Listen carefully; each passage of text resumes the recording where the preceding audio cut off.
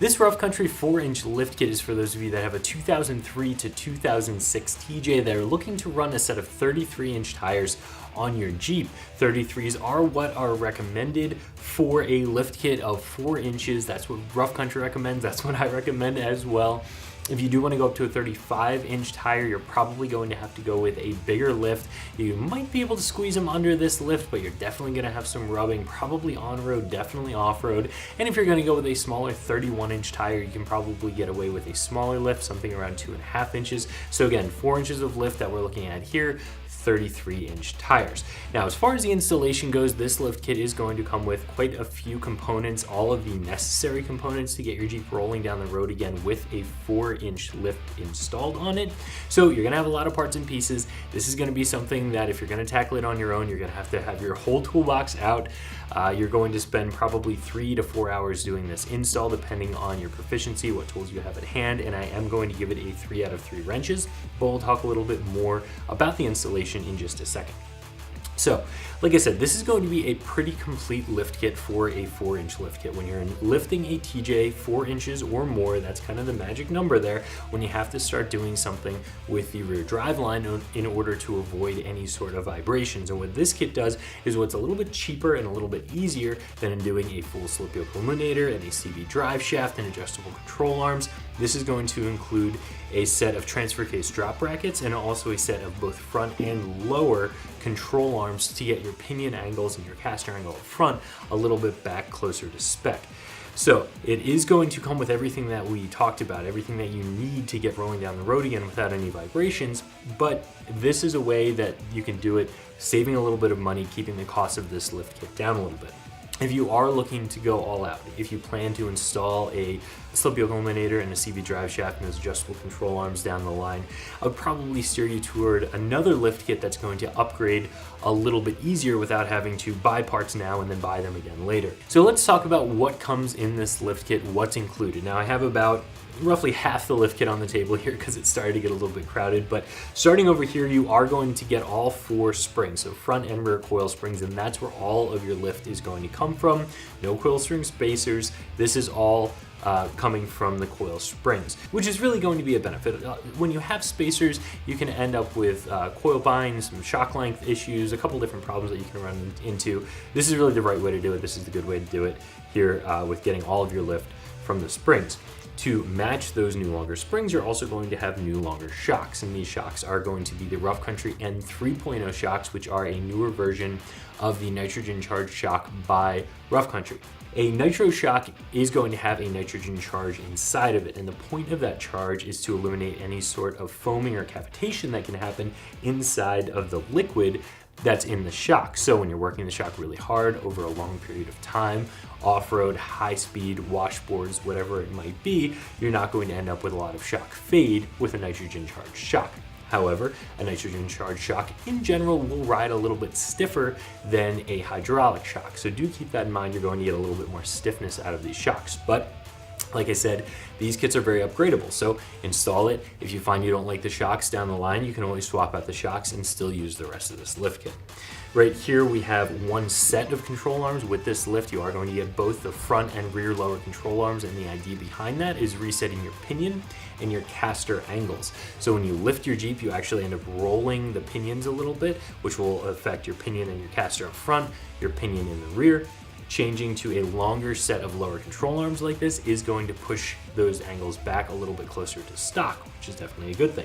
Now again, this is a way that you can get rolling down the road, but you can always upgrade. These are going to have rubber bushings, factory style bushings on both ends, so you're not going to end up with a ton of additional articulation like you would if you went with a set of control arms that had more of a Heim style joint on one or on both ends. So you install this, you like it, you want to upgrade down the line, you can always swap out your control arms, but this is going to come with a set that works right out of the box for you.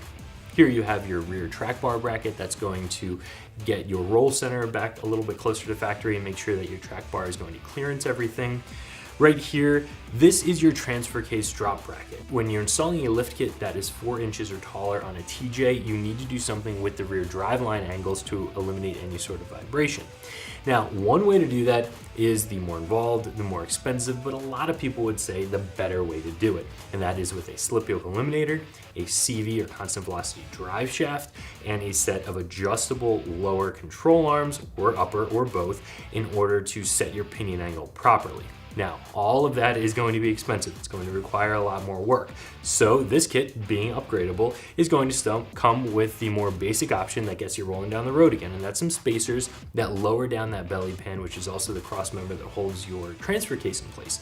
And between lowering down the transfer case a little bit with these spacers and the set of lower control arms that you're going to get in the rear of the Jeep, you're going to be able to eliminate any sort of driveline vibrations. Now, a lot of people say, I just installed a 4-inch lift kit, I want the maximum clearance possible, and now I'm spacing down this big hunk of metal right in the middle of the Jeep. Well, yes, that's true. But again, this is gonna get you rolling down the road. You wanna upgrade, you can always do that.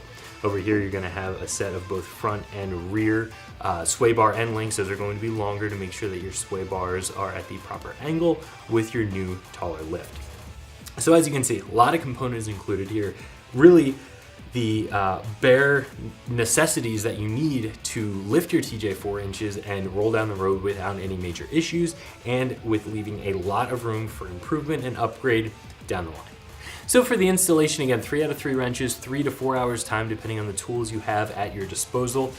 Begin by properly raising and supporting the vehicle, and then remove all 4 wheels.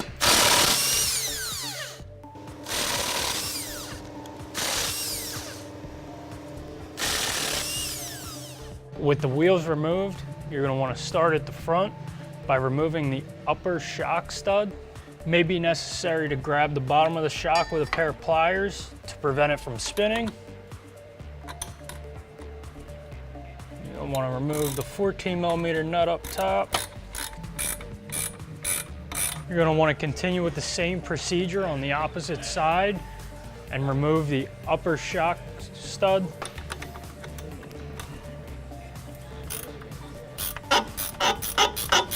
With both upper studs removed from the shocks, you'll want to properly support the front axle. With the front axle properly supported, you may now begin removing the sway bar links. Now want to remove the top nut and the entire sway bar link assembly. You may now dislodge the sway bar end link from the sway bar by tapping it with a hammer.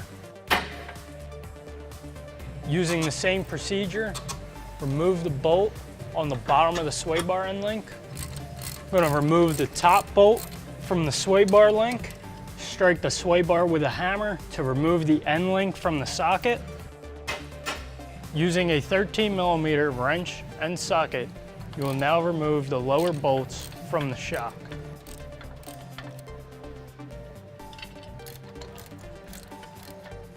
With both lower bolts removed, you may now remove the shock assembly. You're going to want to remove the lower shock bolts on the opposite side of the vehicle. With both lower shock bolts removed, you may now remove the shock. Mark the stock cam bolt location on each lower control arm.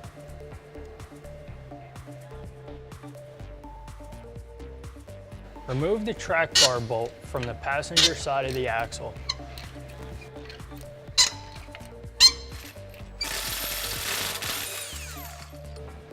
Remove the lower cam bolt from the stock lower control arm. Remove the top bolt from the lower control arm assembly.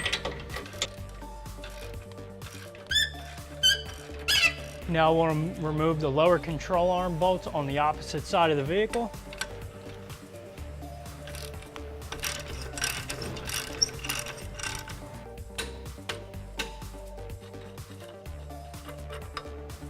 Remove the upper bolt from the lower control arm. With both lower control arms removed, you may now carefully lower the axle and remove the coil springs.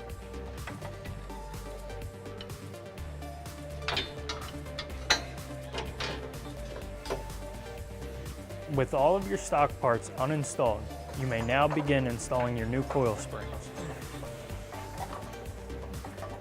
It may be helpful to use a spring compressor. Carefully remove the tension from the spring. You may now install the new control arms.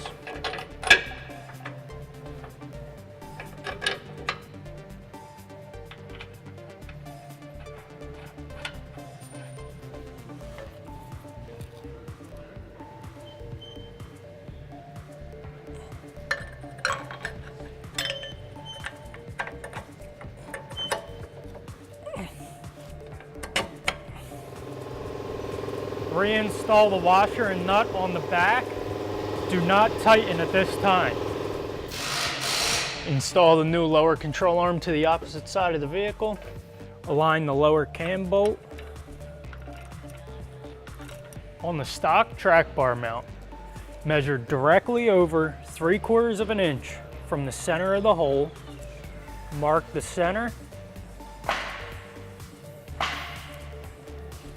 Using a center punch, mark the center of the hole that you marked, and then continue drilling.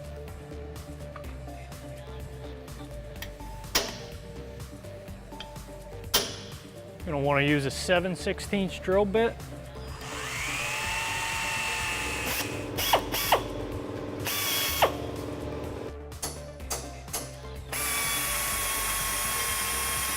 You may now install your shocks using the factory hardware.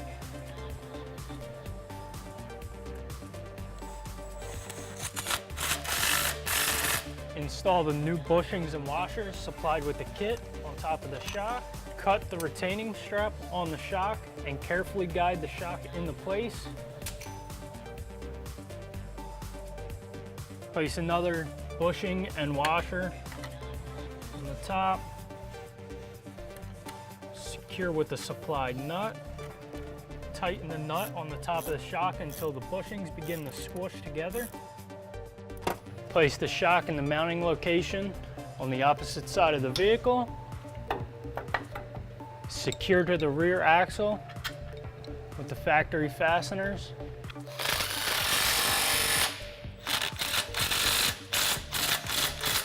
Place the supplied washer and bushing on top of the shock. Cut the retaining strap and carefully guide the shock into the mounting location. Place the other supplied bushing and washer on the top of the shock. Secure with the supplied nut. Tighten until both bushings are squished together. Attach the new sway bar mount to the bottom of the sway bar, putting the bolt through the sway bar and securing with the supplied lock nut on the top. Next step is to install this bracket on the end of the sway bar. Next, we're going to push this sleeve into the sway bar link. Next, we're going to install the Rough Country sway bar links. Rough Country gives you a new upper bolt. You're going to reuse the stock hardware for the lower bolt.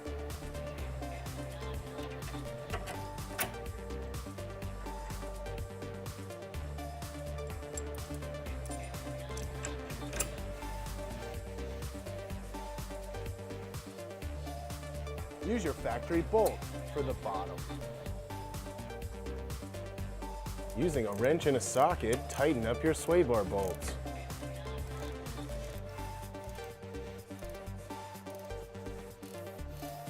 Once everything is assembled and tight, remove your jack. Next, we're going to tighten up the lower control arms.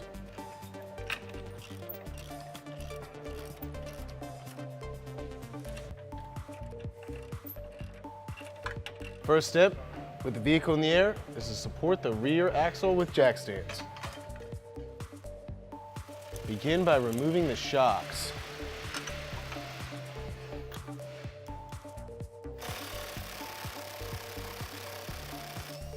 Next, using a 13, we're going to remove the top bolts of this shock. Wiggle it just a little bit. She'll come on out for you.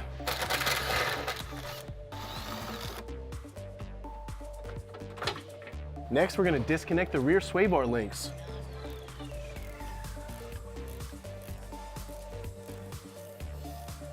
time to do the driver's side. You're gonna use an 18. You're gonna stick it on there real nice. After removing your sway bar links, we're gonna disconnect the axle vent tube here. There's a clip you're gonna have to cut off. Just gonna take some wire cutters. Get that off. And then we'll be able to pry up on the axle vent tube. That way you can lower the axle, you won't stretch that line. Next, we're gonna lower the axle down so we can try to get these springs out.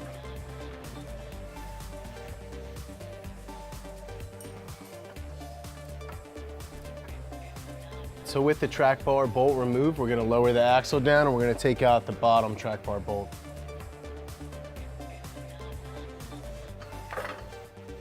So now that we have the axle low enough, we're gonna pull this plastic piece off, take this rear track bar bolt out, and we're gonna attach the new track bar relocation bracket.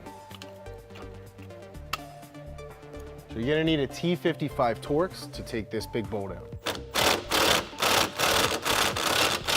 Once you get that bolt out, just remove your stock track bar. Using a 5/16 drill bit, you wanna drill out this bottom hole and this top hole for the relocation bracket.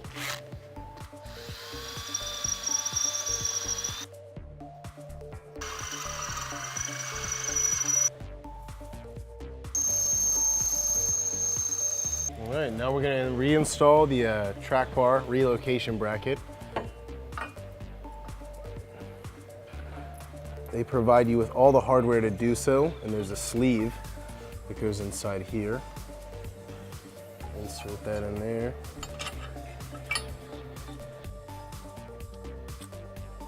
Once you have all the bolts in the bracket, you can go ahead and just make the rounds and tighten them up.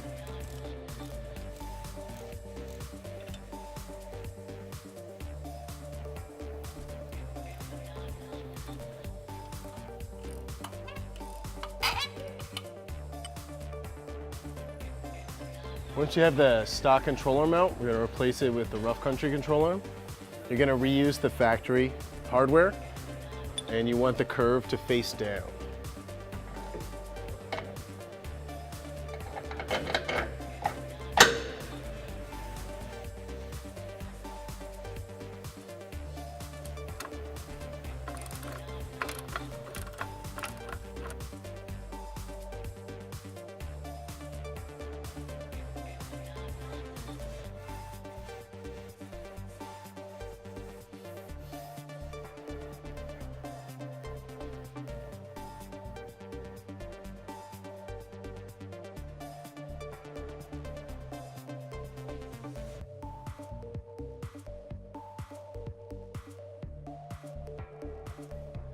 Since these new rough country control arms are longer, you're gonna have to roll the axle back to get the holes to line up.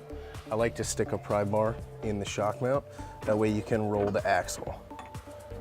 Sometimes it helps if you have two people. So after we get the control arms in, we're gonna lower the axle down and try to get these springs in.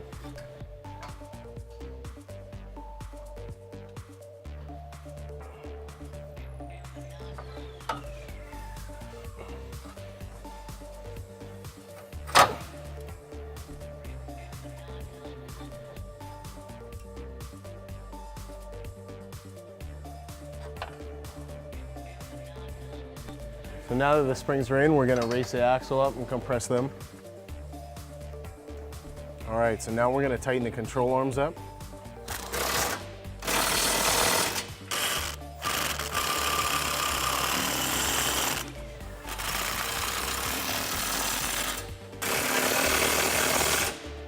With the rear sway bar links that Rough Country provides, you're gonna need to press the sleeve in. It's beneficial to use a vise. After you've put together the rear sway bar links, we're gonna install them with the new hardware provided. You're gonna reuse the factory tab nut.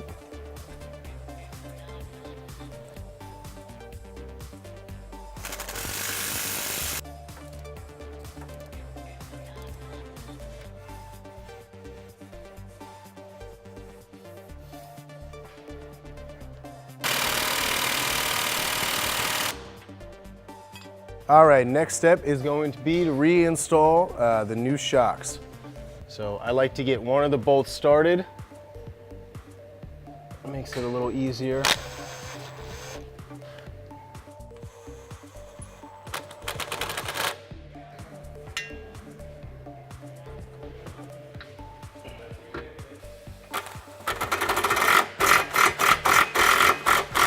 If the shock doesn't fit, you may have to bend the tabs out slightly.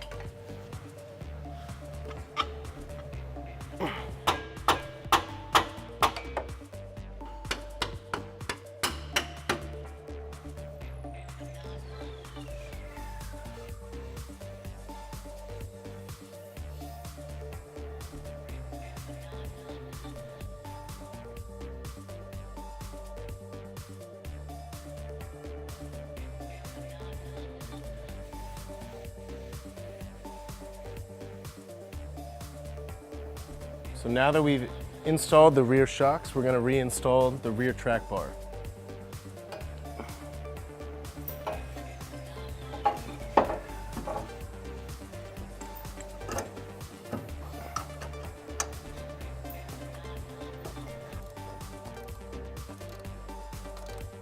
Now that we have the suspension installed on the Jeep, we have to address the axle vent tube. You can choose to get a longer line, or we can pull a section down, reroute it, and reattach it to the axle. So if you pull this section out from the Jeep, you can see the axle vent tube right here, and it's just zip tied. So we want to pull this section out here, and we're going to reroute it on a little different side of the gas tank. And then we can bring it down, reattach it to that vent tube. After you have the axle vent tube back on, we're gonna pull these jack stands out. So there's 4 bolts located underneath this carpet that hold the transfer case shift linkage. So we're gonna need to pull this carpet up to access those bolts. There we go. Using a 10mm, we're gonna take these 4 bolts out.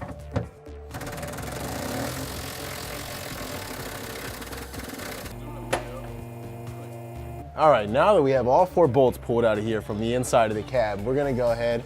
You might have to shift the transfer case in a lower gear so you can get some added clearance to get that off. But we're just gonna slide it off the end like that, and then we're gonna take these 2 screws out and we'll attach a drop bracket to this. All right, so next step is going to be to add the drop brackets to the transfer case skid plate.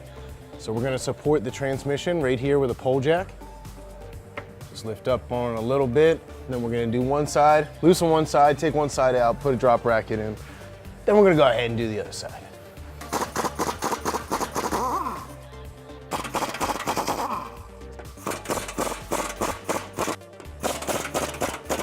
So with the one side loosened and this side completely out, you're gonna lower this jack down a little bit. We're gonna insert this.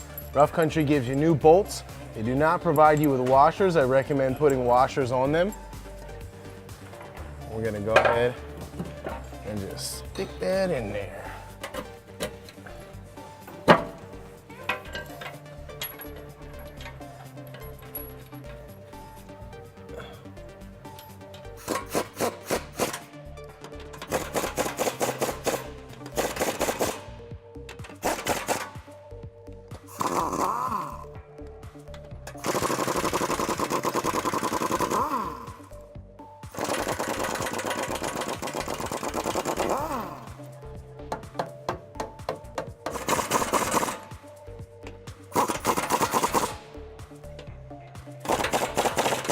Once you have both sides tight and secure, we're gonna remove this jack stand here. We're gonna work on the transfer case shift relocation bracket.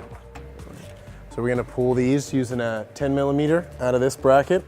We're gonna attach the drop bracket onto it, and that's gonna account for lowering the transfer case.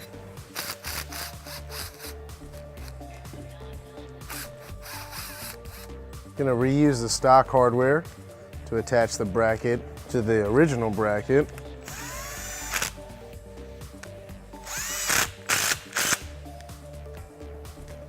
Then we're going to attach this piece back onto there. using the new hardware.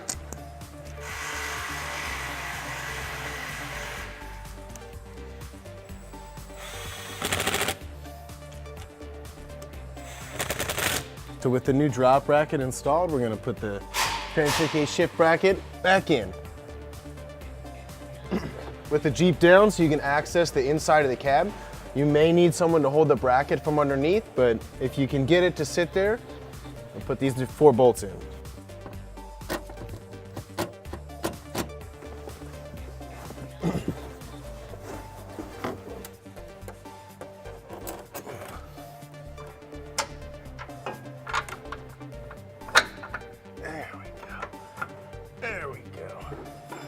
All right, so now that we have everything installed, we're gonna go ahead and put the wheels on, put the car on the ground.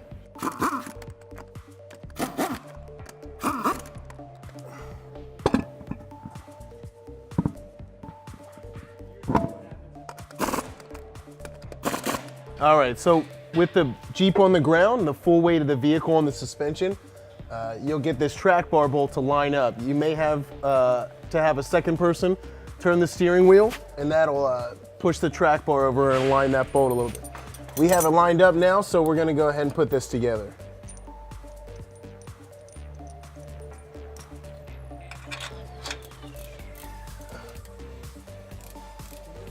This lift kit comes in at right around $570. That is going to be a very inexpensive lift kit for a 4-inch kit that includes shocks, has some lower control arms, has all the components that this does include. Like I've said, when we went through all the components, this leaves some room for improvement.